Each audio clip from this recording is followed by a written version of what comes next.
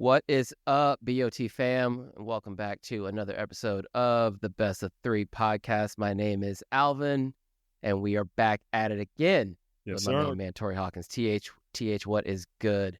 Nothing much, Alvin, nothing much. I'm very, very much looking forward to having a brief recap of the GOAT discussion. I've had more time to think about it, and I've got a couple of interesting, maybe even controversial comments for you to throw at you. I'll give you the teaser. Tennis commissioner. Does tennis need a commissioner? And the second one is a better way to establish the true year-end champ. It's interesting. I really like those two. Interesting because I went to, we have a year-end championships on both men's side and women's side. Both played. I think this year, women were in Saudi Arabia and the men were in Turin. In Italy, I went to the event in Turin 2 years ago. I believe it was 2022. Indoor tennis is a funky thing. Yeah. And a lot of the players come into that event a little meh, Yeah. Like, I think to your point of like needing a better way to, there wasn't really much to play for. We have a points based 52-week rolling point system. So, if we don't get the two top players, actually playing a match for number 100%. One in the world, like, what does it matter? 100%. Yeah. I would even tell you that it might even erode the Grand Slam's effect on what it was for all along. And we're in a really weird period, in my opinion, of tennis, and I don't want to get too deep in the weeds on it. You recall college football years ago had the bowl system. Yeah. Not the FBS we have now. Not the BCS and FBS right. And all that. So yeah, just the actual season ends. Actual bowl, there are bowl games. There are bowl games. They traded, the Rose Bowl was, of course, the bowl back in the day. And the Cotton Bowl, the 1 year, had the champ. And depending on what Sugar Bowl, so on and so forth. Whatever team had that bowl was, in a sense, crowned the champ. And there was always controversy. But you played all season to get to that bowl and so on and so on. Soccer, to me, does a great job of having a season. Everything counts. Everything is ready to go until you get to, of course, that qualifies you for, obviously Premier League and so on. And so at that point, you're now in this higher level league and you can get booted out if you don't do so well and so on. And I'm not arguing one way or the other. I'm just saying, I think with the current Grand Slam structures, of course, spanning so long, there has to be a better way. I've always felt as a fan, as a coach, to have the year end mean something more than just an extra tournament with a lot of prize money. I'm going to put this out to you. If there were a tournament, and I'm talking about this tournament takes place a week after the Open, not through the rest of this whole year. The Open, the U.S. is the last one. We were to think of like World Cup with group stages. You have clay group, you have hard court group, you have the indoor group, and you have the grass group. Your 4 groups, and you have your top 2 come out of those groups. It's a mini tournament of round of 16 going into, boom. You got cameras on all 3. You have a facility that has those matches built just for that tournament for that week. And you now have, at the end, you have these 8 players coming out, but they each play, you'll like this, best of 3, but they play one on hard, one on grass. They play one on, and the best of 3, they're the best of 3. That goes to the player with the higher ranking points, whatever you want to call it, and that's where the third is played out. Boom, make it happen. And then you have the same with grass or whatever the configuration may be. But then you'd have a true test of what it is and what it ain't. And now we really see the true gunslinger. As a fan, I would love it. As a player, I think they'd love the format. It'd really see who is and who isn't. Your seeding, all your ranking, 1 Wemby, great. You're seeded 1. even if your ranking isn't one right now, doesn't matter. You're the 1 seed in the grass group. I think you'd bring back some of these surface specialists to have a chance to upset some people, and you'd have a real way of understanding what that person did or didn't. Just think about it. I know it's controversial. No. I like lots of parts of that. Anytime we're in a scenario when you're talking about changing surfaces in a very short period of time, like that, that's where I have some pushback, right? Not only is it if you're going right after, obviously we have summer hard court here season in the U.S. leading into the U.S. Open. If we were to do a very quick surface change, I think you're going to the quality of the tennis is going to be degraded. And then also if we go from something like a clay to a hard or a hard to a clay, or even however you would manage getting grass into that, right? Because now we're talking about like, where do they have facilities, time of year, like the logistics behind it, right? Don't want to get too hung up on the logistics, but I think that is the tricky part. Now, if you consider this tournament or this event to be the true year-end championships, yeah, and then you use your 4 Grand Slams and your Masters events as kind of like your different qualifying events to get into this championship. That's right. So like CrossFit does this, right? Like they have the CrossFit Games in August, but then they have these regional events, like big regional events. If you win one, or global events, but if you win one, you're automatically in. Or if you place high enough at a regional event, you're automatically in. Or if you do well enough at the collection of like 5 events over the course of the year, you're in. And then there's also like a true open qualifier that is 5 weeks long, where everyone in the world, you, me, the best CrossFitters in the world, are all doing the same workouts on the same weeks, and then that's also a way to qualify to get in. Right. So a true open. It is called the Open. It's a whole thing. It's very well put together.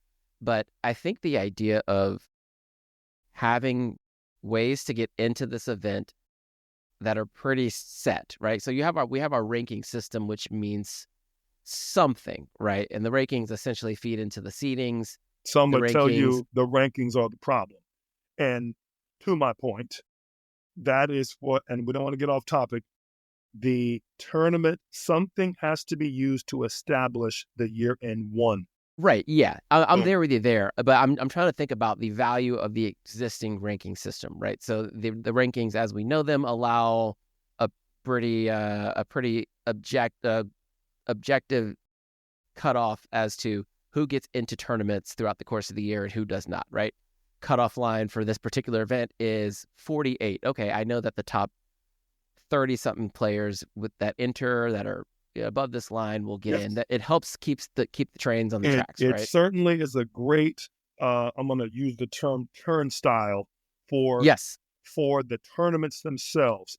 Yeah. I would venture to say, but it's all based off of last year. And everything is based off of points earned. It's a 17-week. I think it's still 17 weeks of the year. Well, 52, rolling 52. So but it's the player's best 17 weeks. I'm almost. Oh, sure. Sorry. It's whatever the normal weeks that may have changed. It used to be 18 weeks. I think it's down to 17 now. Bottom line, I could be off on that. But it's their best tournaments that they're kept, right? The other, your 19th, you lay a goose egg in the first round, doesn't matter. Doesn't count against you as long as your 19th tournament's fine, right? And of course, your best results, of course, go back to that. And so I'll give you a really good example, because I know we're going to segue back to your comment about year-end players, and I know there's a lot of American players you want to talk about. We saw, due to some unfortunate injuries, and again, back to our previous GOAT conversation, many of the players, Rafael Nadal in particular, who did not play, we have a vacuum that has brought in some players. I think Tommy Paul is a wonderful tennis player, and by all means should have been top 20 a long time ago.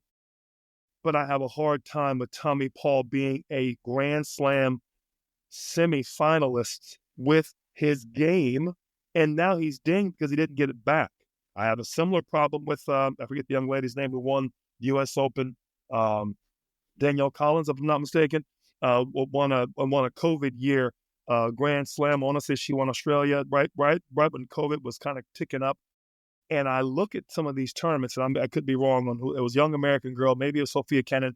But the point I'm getting at is You're talking about a Grand Slam champ that she will now, and hey, God bless her, and she deserves it. She won that event. But the big asterisk is who else played? And now we're taking those results into the next year, Rafa beat Fritz with no serve, Alvin, Yeah, and he did. retired the next round, Yep. giving Kyrgios a walkover into the final against Novak, Yep. and got beat handling in straight sets. Now, here's my point. Does that even count? And As now he, far of as course, does that count as far as rankings, if this points, is your result and then you go into this and we're reflecting back on this year in championship, like should that 100%. matter? That's what I'm getting at. Now That's my question for you. And now you look at those asterisks, and there's more of them. There's more of them every year. What do we do now going forward? Francis Tiafoe's now dinged because he didn't reach the quarters or semi of the U.S. like he did the year before. And again, I'm all for giving that player the love that he or she deserves for last year's performance. At the same time, is he still playing the same level of tennis? Not sure. well, I think once we get to the year, so a couple things there, right? Things happen, or as they say in the streets, shit happens, man. Yep. Like, you can't fault a player for who they're playing on the other side of the net or what happens. Everyone shows up with what they got, and right. So yeah, Nick Kyrgios found himself in a Grand Slam final. Okay, he also hasn't played much tennis since then. Didn't play up until that time, and his best tennis was 5 years ago when he got to the final and beat 3 former number one. So to my point, I'm not slamming Nick. You get what I'm saying. At some point, you have to consider the thought, just the thought, is the ranking system itself, which bases so much entry, and it's the basis for the year-end championship, is it flawed? Well, it's only from the standpoint of the year-end championship. I think it works because it is a snapshot of what happened in this year, right? By the time we have the rolling rankings, right? But then and then we also have the race, right? Yep. So by the time they kind of true up at the end of the year, it is a picture of what has happened this year, right? And I'm okay with taking, all the beautiful things that happened this year along with the flaws and saying this is the product that we present at the end of the season. I got no problems with that. I don't care if who didn't show up to the event. I don't care if somebody got injured. I don't care if Novak was a late withdrawal and left an open hole in the draw, like because he wanted to, he did it after the draw was already made. Right. I don't care. It happened. Things happen. So we play it as it lies. But yeah, I got no problems. I got no problems with that whatsoever. But I like the thought exercise of definitely moving the year-end championships. That I'm here for. So my 3 points for tennis commissioner. Number one, I think 100% yes. And again, I apologize getting off script. We need one. Number one, for placing tennis in key downtimes of the year, not letting it fight with other major sports. I think just in terms of our sport, the brands, the people that are marketing the sport that are making money by helping produce tennis would benefit. Number two, a year-end championship that would run fairly close to the end of the last major, to me, is essential. Number three, ranking system to help seeding for the next year, I'm all about. It's what it should be. What it should do. Forget the ranking. The result of last year should even trump that. Some no-name out of nowhere who wins Wimbledon should be seeded number one, period in the story. Now, that's not to say that he gets the year ranking of all the tournaments. He didn't do squat the rest of the year. Now, I'd like to see that guy get beat and the rest of the field true out 100%. But if there was a true start and finish to the year every year, I think that's where going back to the first point, the tennis commissioner could come in and say, okay, guys, the first major of the year is Australia. We know that. Mm-hmm. But tennis season actually starts in December.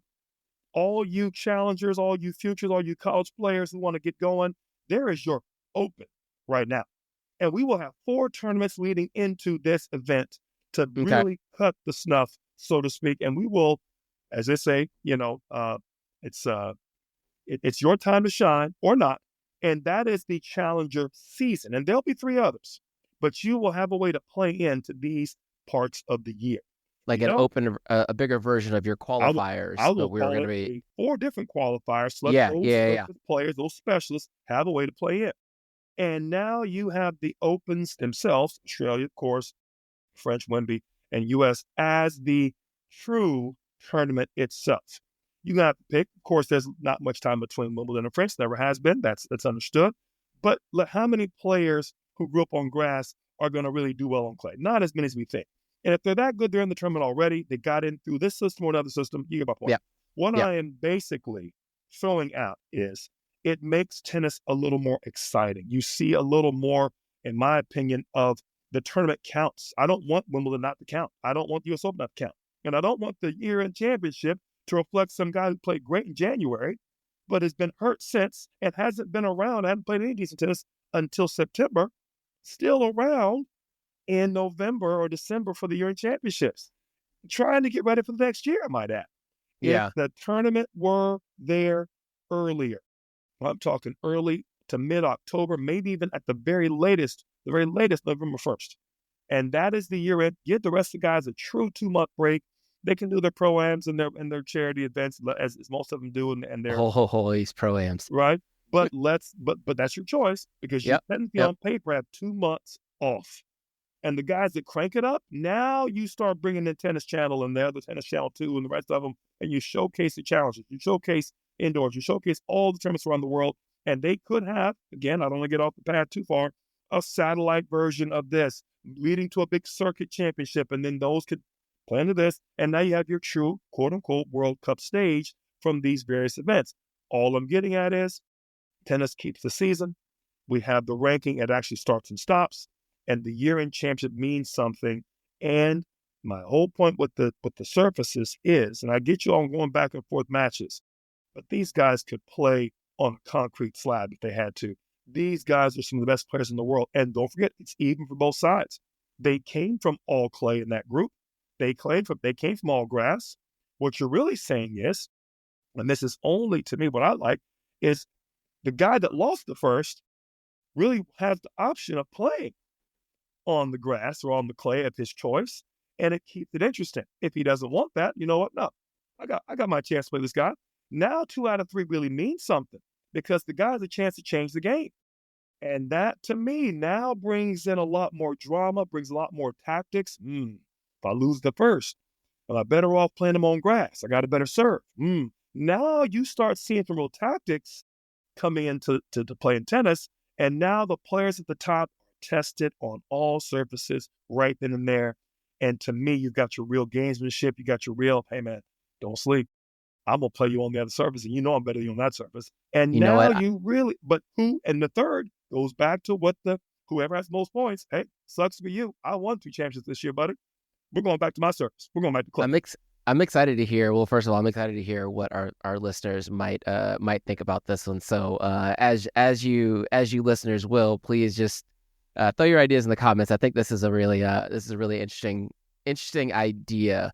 But I do want to make sure we don't forget your very first point about the tennis commissioner, right? So this comes up a lot, right? Especially when we're talking about like unification of the tours, of both the women's and men's tours, WTA, ATP, and then you start talking about all of the government bodies that exist by themselves within tennis, right? You have your ATP. Yeah, ATP, USTA, WTA, ITF. You have all of the federations for the USTA runs the US Open, right? LTA LTA runs Wimbledon, FFT runs Roland Garros, and Tennis Australia runs Australia, right? So and then you have those, and then there's another one, maybe even there's also the ITA running around back here for college tennis, which does have some tie-ins with challengers and things of that nature into the professional ranks. So with all of these people, all of these voices and entities that have a stake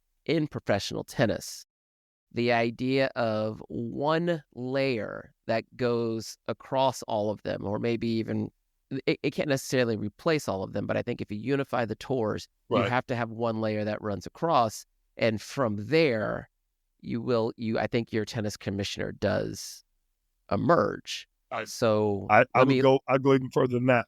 The tennis Please. commissioner is the CEO of the tennis board. Each of those people you talk to, ITA included, USTA, FFT, Tennis Australia, LTA, all have a seat on the board.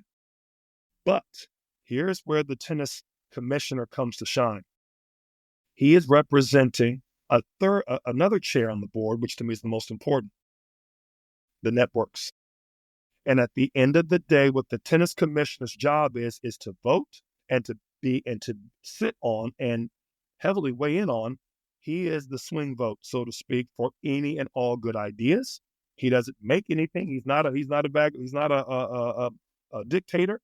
He is like any board. There's board decisions. There's decisions made.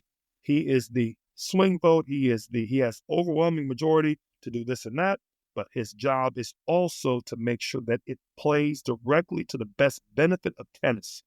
And he has to understand at the end of the day, those criteria: grow tennis, grow revenue, grow spectatorship, grow from a level of viewers, grow from a level of I'm going to say, the sports viability. That is what the commissioner is all about. I can't worry about you, ITA, because you don't want to change your college seniors, your college tennis format. But what I can do is tell you, hey, if you all wanted to do something like this, it would fit in great within the tennis calendar as a whole. Not here to tell you, WTA, that you have to play behind men or before the men, or I'm not even here to discuss equal pay and money. What I am here to discuss is viewership on TV. And we know, history's proven, that tournaments do better when both of the guys and the gals are there. And so absolutely, it's a much better product. It's not close. Yeah. So what we now talk about, it might behoove you to let's sync up the calendars as a result. And the commissioner's job is to make sure, and again, TV is the limited resource here. You got to get those eyes on the screen. And I feel tennis has for far too long has not benefited from having more butts in the seats and having more eyes. As everybody wants to go see a final here and there, and I'm all for the split screen watching Gstaad and Abu Dhabi and whatever other tournament he's bumping. That's great. Those are for 250s, which are no longer. I'm talking about for the tournaments themselves. And there should be space in between for us to enjoy a Miami, enjoy a Indian Wells, enjoy a Spain, enjoy the rest of the bigger tournaments around the world, because they are that big and they fit into perfectly 2-week increments all around the year when basketball's done, when football shuts down after January, early February, when October, when baseball starts to be done. There's these great holes, and the Grand Slams themselves are already in those spots. They're already pretty good. You're just talking about some of the year end and some of the other ones that have to change. And why are you changing? To get more butts in the seats. There's not a whole lot, I'm going to say, competition for Miami weather. You know what I mean? It's going to be pretty good, about 3/4 of the year. You know what I mean? Yeah. California's going to be fine. If they moved it a week or two here or there, not a big deal. And the players will adapt to whatever. We know that. That's proven. So I think the only issue is, like, so when you start, this is kind of a little bit of, this is a space in which I'm very familiar with how media operates within the sports landscape, right? So what you're talking about here is a system in which the media, he who holds the controls of the media, actually hold the controls of this tennis situation here. But the problem about what you just laid out is we are talking about from an American market standpoint, we're talking about having tennis fit within the schedule that we have for American sports, which is, football, baseball, basketball, right? But tennis is a global product, right? So it can't always, that if it had to worry about the U.S. sports, it would also then have to worry about how do we work around European football, right? How do we work around Australian rules football or rugby in the South Pacific, right? 100%. I think that's the one unique difference about our sport, in that it's primarily played outside, right? So that dictates which hemisphere you're going to be in at what time of the year, right? Everyone's coming from all over the world to also move around the world, and that is the wasp's nest that makes the tennis calendar extremely tricky. extremely tricky. I would add to that, it also is the calendar that allows you the most flexibility because they're traveling, because they will travel. Yeah. And to your point, I don't care about the local match between I'm gonna give me two rando teams in England that aren't part of Champions League or not part of Premier League. Out of my depth there. Champions League, Premier League, I think is England. I'm talking about working around Premier League, right? I don't care about La Liga and some other which are some good matches. When those matches come to or the World Cup, we already know eyes are going to be on the World Cup. But at that time, in my opinion, that's a great time for challengers. That's a great time for the guys who are trying to get there. It's a great time for the mixed championships and any other tournament we can put in that time to be a viable option. But we know 80% of things are going to be watching World Cup, as they should. It's a worldwide deal. Olympics may be similar. Now, I'm talking about outside of your big four. I'm talking about the rest of your bigger tournaments and building more participation, more spectator, more viewers. That's my point. And I think a person would almost have to have the world TV schedule, so to speak, in his mind. No different than an editor of a top magazine or newspaper has to decide which articles get cut and which articles make the front page. And to my point, I would even put you up for that job, Alvin. I think a person like what? I appreciate that. I appreciate that. I mean, this gives me another thought, and I want to keep going down this path. Our rundown for today be damned. I feel good about what we're talking about right now. As a spectator, right? There's two forms of spectatorship that we're talking about when we talk about tennis spectators. We're talking about butts in seats at actual tennis events, and we're talking about eyeballs on screens watching on television. Yes. I love traveling to tennis tournaments. I love it. I've got a nice little laid out plan for Q1. I might go out to Dallas, check out the Dallas Open. Right. I usually make it down to Miami for the Miami Open. I want to get to Charleston. I went to Paris not too long ago. I've been to 3 of the 4 Grand Slams. I love being on site at tennis tournaments. But I don't like watching live tennis matches in a stadium. I like going to tennis tournaments because I like to go to practice courts and I like to watch these professionals put in work. I like to get my feet same level as them as a former practitioner of the sport and as a current player of the sport and as a lifelong enthusiast of this sport. I know how much better they are than I am. And I want to see all the little things that go into them being better than I am. When I remember was this last year or the year before? I can't remember, it was 24, 23. I was in Miami and I walked down by the, the practice courts kind of lined up in the back down there. There's this one little walkway that you can go between like practice courts 1, 2, 3, and then 4, 5 through the rest of them. Mm-hmm.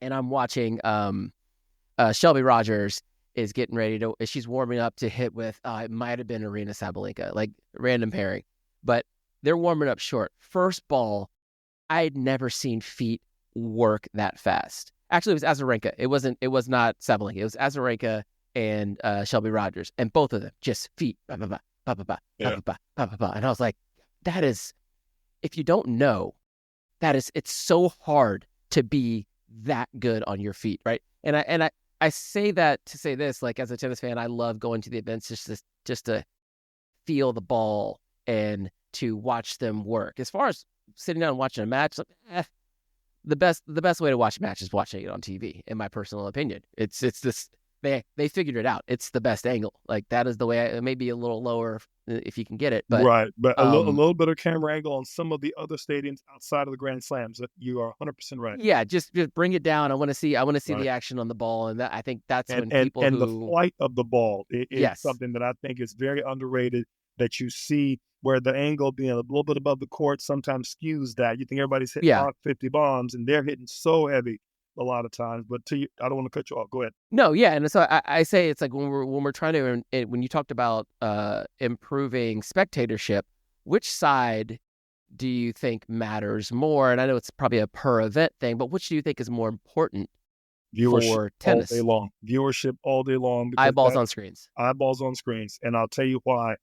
Because that's going to make the most money for the people involved. And when you talk about business, talking about sponsorship is all about ROI. They're trying to get their brand out there. They're trying to get the things going. And I think that's where the game is made. Let's be honest, you got to take care of those who are taking care of you. I also think that you could do more for the events themselves to have more butts in seats as a result of this. But to answer your question, it has to be viewership over actual ticket sales if I had to choose one or the other. It's not to say that they're mutually exclusive, though. I can certainly have a lot of things there. And if anything, you heard it right here. The busiest weekend for the U.S. Open is opening weekend, not the finals, right? You got more people. More people. Yeah. And they've even started rounds and Yeah. watching qualifying matches and watching kids at the Open and so on. Those are the things that people will love to go watch. I had a similar story with you when I went to the French one year, and this is early 2000s. I was there with Scope. Gustavo Kuerten, of course, we try to get there as early as we can. Gustavo Kuerten is already there. He's about 45 minutes in. It's still morning, freshly groomed red clay. Alvin, there's ball marks in the ad corner that if you didn't know any better, you thought they were serves. They were backhand angles. God. There was a massive, looked like somebody had just done the cha-cha-cha where the normal ball marks were cross-court deep. And then you saw one, maybe two balls in the net. You could see the ball trail from the net where the ball was. Yep, hits the net, rolls off, yep. There were 30 balls, give or take, on the side near the flowers where the angle went off the backhand side. I watched for 5 minutes to watch him do it again. There were no words. There was just basically do it again. Outra vez. Yeah. It's not in Portuguese, but the point, he was cross with the backhand angle. Alvin, I watched and I said, that's how you win 3 Frenches right there. You have a backhand angle that yanks you so far wide, you have to come back to the forehand and boom. Forehand doesn't even have to be that good at that point. Got to be that good. And the backhand was, I'm talking, Google was big. Just as loose and as clean. And when I saw 10 straight rounds, I said, wow, that's a backhand. And see, to your point, that's it right there. See all the time. You don't see that, and you don't see that level of ball control. And to me, to your point, going tournament is huge. I recently I'm a Chiefs fan. I went to the Falcons-Chiefs game here. It may have been one of the worst visible experiences, and we had great seats. I'm in a suite. I'm with a friend of one of the players. I cannot tell you how awesome our seats were, but between the TV timeouts, between not knowing what the call was, between not having great understanding of what's happening, which the TV has spoiled me to help me understand everything's going on, I found myself multiple times going back inside the suite to check the TV to see. It is. You can't really appreciate sports without context, and we are so. I mean, I don't care how many games you go to, it's never going to equate to the amount of games that you have watched and listened to on television. You have someone always giving you the context of what you are seeing, right? And I mean, I was a Hawks season ticket holder for 3 seasons up to this one, and we had really good seats, about 15 rows back. And anytime I would take a friend, I'd ask them like randomly, "Hey, without looking, what's the score right now?" And they'd be like, "Or who's winning, and by how much?" They're like, "I have no idea. I'm just watching, like, the basketball is happening." And I'm kind of watching it, but there's so much else going on. And it's all part of the event. It's an event, right? The whole thing is a spectacle. It's not really about the sport, which is why, like, watching at home is the best way for me to watch a tennis match. To watch the actual match. Going to a tennis tournament it's like going to a tennis festival. I'm there to I want to see and touch all the tennis things. I don't actually need to sit down and watch a tennis match, because that's, at that point, it's kind of irrelevant. I could do that at home. It's like the one thing I can actually get not being here. Right. So, and this goes back to my whole thing, and that's, and the tennis commissioner's job is to help lay that out better. I also will tell you that, in my opinion, there are a lot of people that are still tennis and something else fans, right? We don't. Sure. Yeah. I would say, unlike Europe, which I think tennis is probably top three, right? Soccer, of course, being a all-time number one. Tennis maybe number two in some countries. Tennis maybe number three, or and a very close third at that, especially if they have a country person who is from there. I guarantee you sponsorship, viewership for tennis in Serbia has exploded over the last Sure. years, Yeah. right? And I would guarantee you that tennis, unfortunately, may have gone down a little bit, up and down on Andy Murray's years in Great Britain, and so on and so on. Spain, of course. I mean, who wouldn't want to watch their Michael Jordan, tee it up every other weekend when he's playing on clay every day and every weekend, but during the clay court season with Rafa. It's just something. Now they've been blessed with another young champ in Carlos. So I think if you are a tennis and something else fan, I feel you didn't have to split your time. There's Yeah. only so much time. We know the Yep. tennis calendar right now, and I'm not suggesting change it as well, but just saying finals are on Sundays, right? We know that. We get that. It's been that way for a long time. The women's, I think, did a really nice job of putting the final on Saturday to kind of break it up a little bit, so you can actually appreciate the women's final. I have my thoughts on that with Grand Slams and maybe have more matches on those days, but it's another talk show. But I do feel that one of the problems with tennis is the viewership, unfortunately, fights various things. And in my opinion, college football, pro football fights, which is a international spectacle. I won't necessarily call it a national sport just yet, but certainly an international spectacle. Arguably probably number three behind the Olympics in the World Cup of sports watched. With the Super Bowl, you have to appreciate football counts, and you have to appreciate, especially for the American viewers, there is something to be seen. And we're not saying that we're taking it off the screen. We're saying we're trying to dictate to major markets for various events and filling in holes that are lulls. There are certain weekends, Alvin, that there's nothing going on. I don't want to watch bass fishing. I'll be honest. I don't want to watch, the 50th golf tournament this year. And to me, in my opinion, golf's got something figured out. I want to watch the key golf tournaments when they matter. I want to watch some breakout tournaments. And the same thing that golf's figured out, we're going to put this on TV. But we have our calendar. And I feel tennis is still playing a bit of catch up in terms of how they factor on the world scene. There's a lot of tennis fans. There's a lot of athletes that love watching tennis for the gladiatorial aspect of it, that don't watch because something else happened at the same time. So that's where this idea came from. And again, I apologize for our rundown and our and I know it's itinerary. There's a lot of that stuff we can get to, and I think we'll get to it probably in the next episode. But I think there is one part that I do want to make sure that we do cover today, and which does, I think, play into this quite nicely, is coming out of this year, we did say goodbye to a couple of legends in our sport, right? Sure. Rafael Nadal and Andy Murray both hanging it up. Yep. And I think we didn't get a chance to talk about Rafa properly when he did retire a couple weeks back, and right. we weren't up and running yet when Sir Andy Murray called it quits at the All England Club this year. Yep. But I think we can also bring, for the sake of this conversation, I also want to bring Roger Federer into this as well. And I'm in my early 40s, right? This is my first generation of tennis players that I have seen hit the scene, right, become champions, and then retire. Like when I just to kind of put it all in place, like I was a teenager, middle schooler when Sampras and Agassi in the 90s were battling it out for supremacy, right? And so when Sampras won his last U.S. Open in 2002, I believe, and rode off into the sunset, I remember watching that match very vividly with all of my teammates on my college team. We all came back from summer break just like a few days early to watch that final together. But I was a rising sophomore in college at that point in time, right?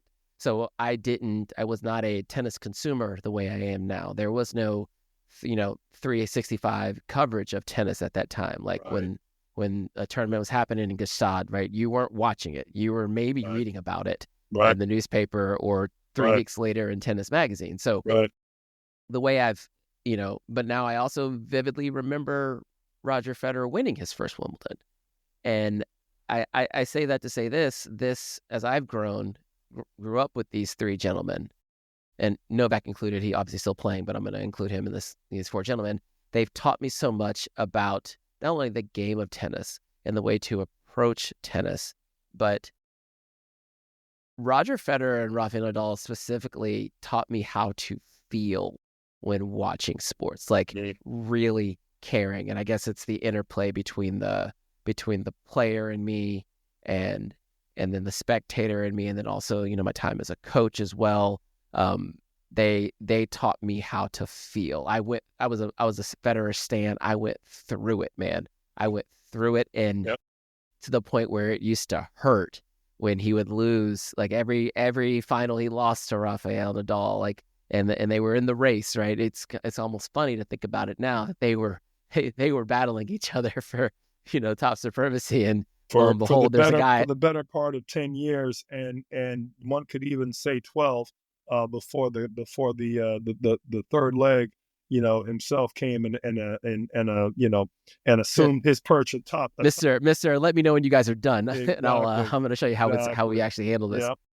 Yeah, so it's a good time to properly acknowledge, like, we had the GOAT conversation last time we got together, so I think it's a good time to properly say how much I personally appreciate them as for what they've done for the game. They will be missed. They leave extremely large shoes to fill. Can't be filled. But I will also, yes, can't be filled. We're so lucky to have been around to see this. I think I'm gonna pick up your baton and keep going. Yes, please do. Number one, tennis has benefited from their being here. We're the better for it. Yes. We are better players, better watchers, better spectators, better fans because of their dedication, because of their prowess, because of what they pushed each other to do and to see. You had mentioned in the previous, I don't want to say itinerary, you were talking about, some of the ones, Mac and Borg, and obviously even, I think you had mentioned Martina and Chris and so others, and we had some great legends. At 52 years of age, I now look back and say, what is sports without the rivalries? Mm-hmm. And tennis has had some great ones. Sampras and Agassi, in my opinion, kept tennis off of life support. Okay. They were so close, in my opinion, to going down. I love Ivan Lendl. Okay, love Johnny Mack. But you heard it right here. Some of us were just tuning in to hear Johnny Mack's tirades and his "Are you serious?" and so on. Lendl was so stoic and so robotic at certain times that you didn't want him to win as a fan. And yet you knew he was almost part cyborg in your mind. Now, later on, Lendl was a person trying to channel his inner emotions and trying to get his mind right. Yeah. I think he leads the stats in most finals and Grand Slams, and which means he lost a lot in the finals. There was a story I heard once that he locked himself in the hotel room 2 weeks after the Open, or 10 days or so after the US Open. Didn't even come outside. You know what I mean? Now that tells you how much he hurt for losing that match in the finals. And that as a player, that's what I'm talking about. I was pissed myself. I don't know about not coming outside for 10 days, but just saying. But that just shows you how Lendl, but watching him on TV with the sawdust in the pocket, you're like, this guy.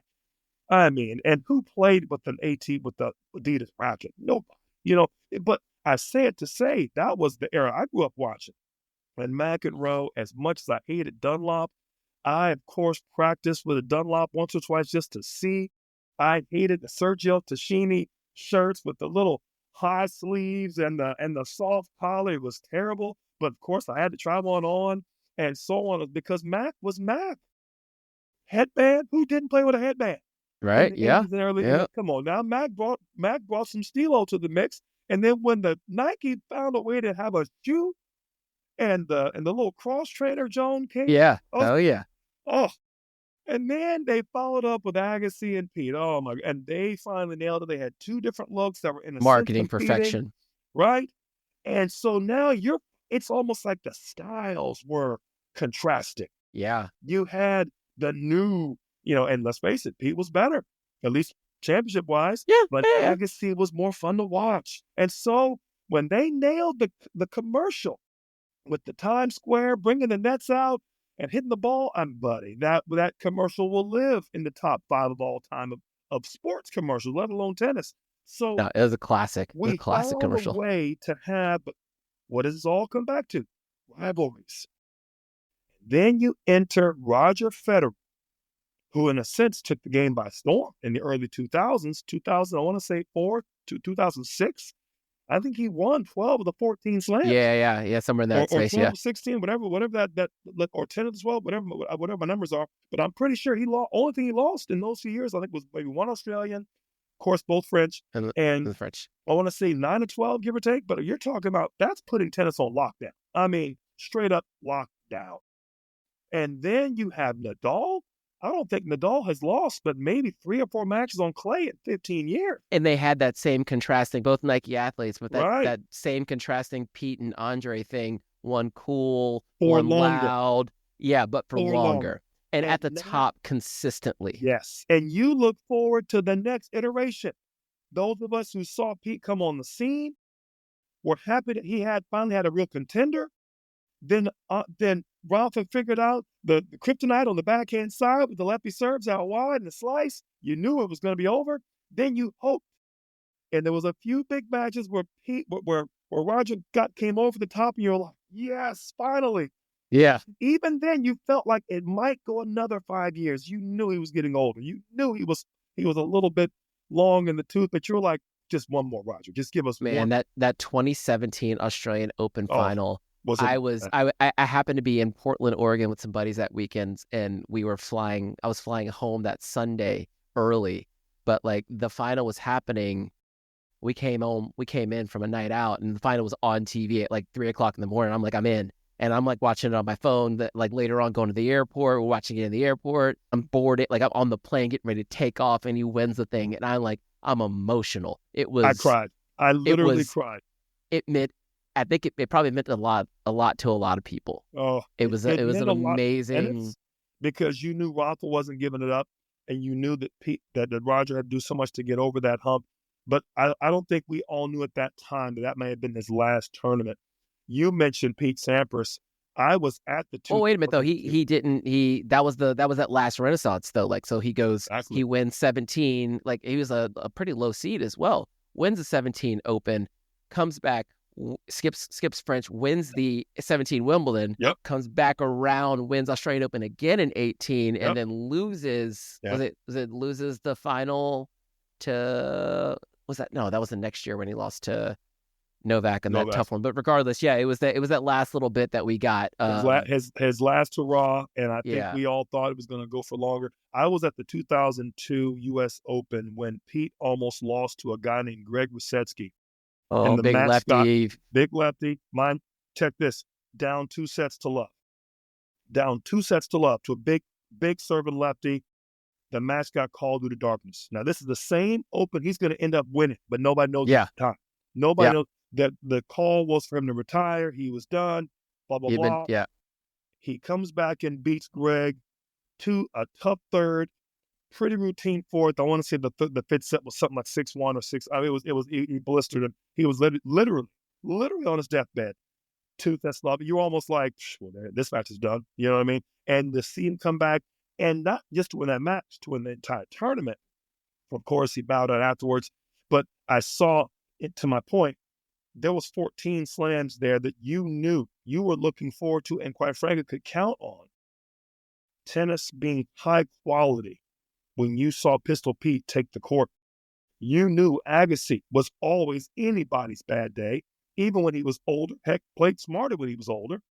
And you knew that tennis, your day would have been better. You might even say that the tour banked money off of Agassi's play because they knew they could put a match in before and a match after and have viewership because you're going to tune in and watch Andre.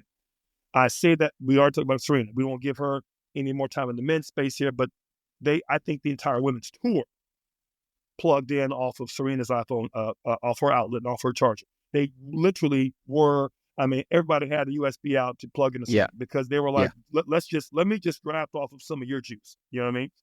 So then you have Roger and Rafa that in different time frames, mid 2000s for Roger, obviously 2009 through we can arguably say 2005 or through 2015 that Rafa pretty much had tennis on lockdown himself, especially on the clay court series, and started to do well on grass. And of course, sprinkled in there, you cannot take away Novak. He didn't get 24 in 1 year, obviously. So he got 24. I think, I want to say his first Australia was in 2007, if memory serves. And I know he won he won a couple in 09, and then he started kind of establishing his dominance. So I say it to say, going back to all of it, Roger, we all miss you. I had the pleasure of meeting him on a few occasions and talking with him. Just a great guy, very humble, very soft-spoken in terms of, you knew who he was, right? But one of those guys that would introduce himself, hey, Roger, nice to meet you. And you're like, yeah, I know who you are. I know who you are, buddy. But to him, it was just, hey, he was just you and him. Still had the chance to play Roger and had the chance to play Rafa.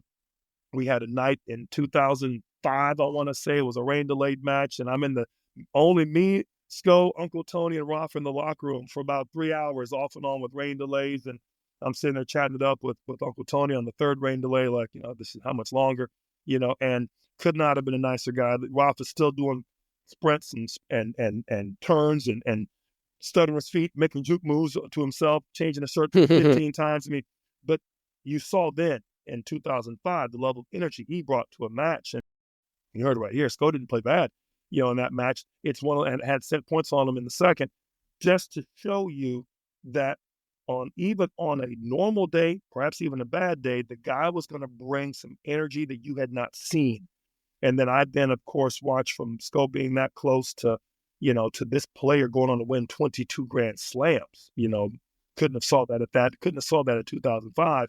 You now appreciate how he also kept tennis off life support for many, many, many years. And I think in some ways helped really establish Novak's dominance. That's taking nothing away from Novak. But because of the way that sports are and rivalries go, we now assume the top is here. So when you are then a little higher than here, you must be really good. Right. But I think that's what sports are missing. And what tennis will miss, nothing against Carlos, nothing against Yannick, what tennis will miss is they will miss the benchmarks that these players brought to the table. They will miss the level of consistency, the level of quality, and the level of year in, year out. We are going to make you realize this is the level tennis has to be played at, or you're not good enough to be called a top player. We will do it every year. We promise you that. And now that you have these players that have, in a sense, emerged, I will say, that have outlasted or happened to be born at the right time. I know that may sound like a dig. Yeah, fair. Yeah, that's fair. But they have happened to be born at the right time. They are in a situation where the benchmark is now set and removed. And we are now in a situation where the vacuum now backfills. You have to be good enough. You have to be on the right draw. You have to not run into so-and-so and get you your quick little quarter here and your semi here, and then find a way to, I'm top 10 now. Where back in the day, you had guys that should have won 5 slams. Right. Andy Roddick should have won 5 slams, Alvin. Andy Roddick should have won 5 slams. I agree. Just unfortunate enough to come up during the best era of tennis of all time. Andy Roddick is a phenomenal tennis player. And you look back, he's lucky he won in 2003. Can I tell you a funny Andy Roddick story? And this is I was gonna wrap us up, but I'm not gonna wrap us up. I gotta tell you this Andy Roddick story. So some years ago, I was coaching at an academy out in Austin, Texas. This is after Austin Tennis Academy. Andy Roddick was out there working with Ryan Harrison. They were hitting. It was on 4th of July. I will never forget this day because I'm like, okay, I'm gonna knock out 3-4 lessons in the morning, and then we're gonna go out and we're gonna have a day, right? And Andy's retired. This is probably 2013 or something like that. And I'm on court 4, he's on court 1, just right over there, and there's no one else there. So he's hitting with Ryan, and at one point, there's 2 things that really, really I took away from being on the same side of the net, just a few courts down from Andy, and I would see him fairly frequently, is that one, for a person who could not volley, quote unquote, for you guys who are listening and not watching, right, could not volley, I've never seen better volleys in my life in person, one. Right. Two, they were doing a drill where Ryan was just working on second serves and then playing the point out, right? So at some point, it's like second serve, boom, point, point, point, serve, point, point, point. You just they were in a bit of a rhythm. And at one point, Ryan goes, Andy, how many returns have you made? And Andy goes, 31 out of 33 on the spot. And I was like, one, that's a pretty high percentage. Two, my man's been retired for a few years now. And he's keeping count. Still counting. I love it. I love it. I love it. Before we get out of here, I do want to make sure that we give some space for this. A new little segment I want to throw in here. Call it Coach's Corner, right? Okay. I am a retired coach. Yeah. Well, currently retired coach. You are an active coach. We are practitioners of this game. Yeah, I hear you. I think we would be doing the people a disservice if we didn't give them an opportunity to grow as tennis players as well. So, Coach's Corner this week, you did mention that Rafael Nadal, the amount of intensity and effort that he brought to not only his matches that we could see, but the intensity in the locker room as well. And we could always talk about his lefty forehand or his slice or the way that he dug on the court. But I think we could all agree that his superpower was the intent and intensity that he brought to everything that he did on the tennis court. So how can players at any level, from a junior level, striving for excellence, to our adult players who may be playing, 3-5 USTA or B5 Alta, how can they work to bring an increased Rafael Nadal-like level of intensity to their game? Tough question. I'm going to break it up into the levels because I think, to your point, it means different things to different people. Sure thing. I will tell you, one of the hardest things to do is to hit the exact same ball. If you understand how difficult that is, and by hitting the same ball, I mean hit a very good ball, and then do it again. Yes. I think you have to understand the level of preparation, footwork, and then, this is a weird one, calmness it takes to duplicate that action. The fourth is, of course, the repeat of said action. The 3-5, the B5 Alta, right? This guy's a good player. He hits a nice serve. He hits a nice forehand. I've seen some guys that played 3-5 that had 4-0, 4-5 forehands. They had 2-5 backhands, unfortunately, right? Their forehand, when you watch them warming up, hitting with their buddy, looked amazing. They get in the match, and they tried that ball on a return of serve, only to miss. You said 31 out of 33 Andy made. They might have made 2 of the 5 on a good game. And so there's just this ability to not understand that you have to hit 3 shots before you can even find the groove in this point on that shot. And the guy's not poaching the ball that lands on the single sideline. If he does, he's just running. He's not poaching, and he'll do it once and he'll miss the next 10. He will. It's just the ability to hit that same ball and let yourself find that ball again is part of the genius of the game. You talk about the aspiring junior. Can you hit the exact same ball in the exact same contact point or strike zone? Don't let the high ball, don't adjust your forehand for the shot, adjust your feet. And adjust your feet for what the ball is telling you. You got, again, preparation, footwork, and then find that contact point to not have to change your forehand 18 times over the course. You're asking for breakdown. And I think for the transition pro that's out there really playing some good ball, maybe a kid playing some college level ball, pretty good player. They're in the 9s, 10s, 11s. They're starting to really hit the ball pretty clean, pretty well. How calm can they be?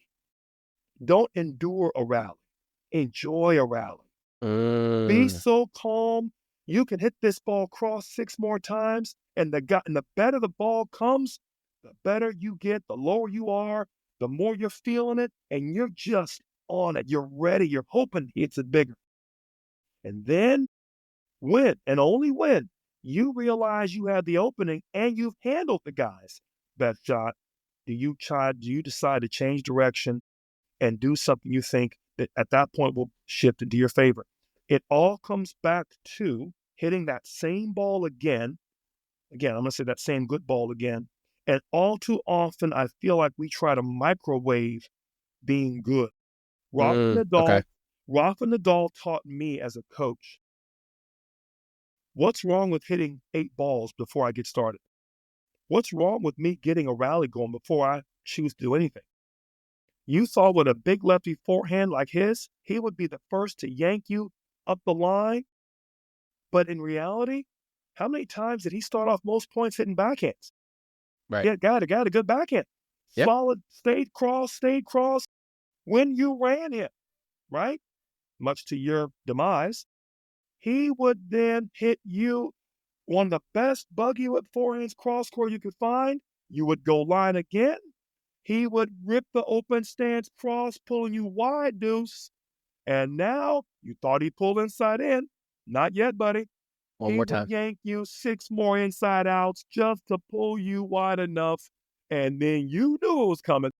The inside in buggy with the fist pump. And before you know it, it was over. And it took you 15 balls to be humiliated, out of breath, and frustrated. Now, every ball he hit, he got better. He got more groove. He never went for a lot of shots until he was ready. And what I'd take from him was hit 1 more ball, hit 3 more balls, hit 6 more balls. Before you know it, you're going to have your groove. Don't pull that trigger so soon. And each ball got better than the previous. 3-5, your local weekend warrior, hit more balls. Especially in singles, hit more balls. Doubles, different game. We don't. They shouldn't even be called the same sport. Doubles and singles, 2 different sports as far as I'm concerned. You're talking about your junior 14s playing the L5, make 6 more balls before you go for something big. You don't have to do something big. And you might hit bigger if you hit 8 more balls. That real good college player, senior, going into college, you ain't got to be flashy. No one said you had to be flashy. We're not talking about a short ball off a big first serve. We're not talking about a second serve return. They drop 15-40. Those are special times to be able to do something a little more out of sorts because the score and the situation have given that to you. But the random 30 all, the random 15 all, the first point of the match, make balls and hit that same ball again. Don't get too creative. And quite frankly, get good enough that you can hit that same ball a lot. And out of that, you get solid. And there is not a better compliment in any tennis player than the guy's just solid. And the more you think about it, the more you think about that's hitting that 1 more ball just the same way you did it before. And the guy feels that off your ball that, buddy, I'm not going to miss. You know, and I know. I ain't missing this next ball. You better do something. Amen. And I think that's those are wise words to wrap on. TH, I appreciate the time.